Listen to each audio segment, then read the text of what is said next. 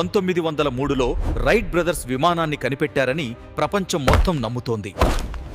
కానీ ఇది అబద్ధం.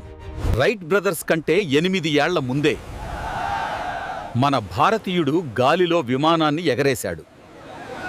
ఆయనే శివకర్ బాపూజీ తల్పడే. ముంబై చౌపాతీ బీచ్ సాక్షిగా జరిగిన చరిత్ర ఇది. ఆయనకు ఈ ఐడియా ఎక్కడి నుండి వచ్చింది అనుకుంటున్నారు?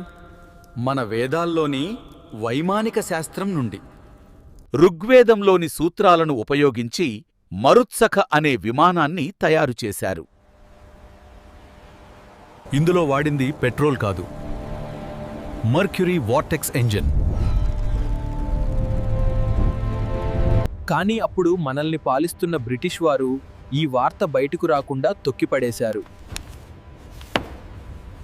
ఎవిడెన్స్ లేదంటారా? తల్పడే గారి నోట్స్ మరియు ఆనాటి సాక్షుల రికార్డులు ఇప్పటికీ ఉన్నాయి. లోకం 1903 సంవత్సరాన్ని నమ్ముతోంది. కానీ సత్యం 1995 సంవత్సరంలో ఆగింది. నిజమైన ఆవిష్కర్త ఎవరు?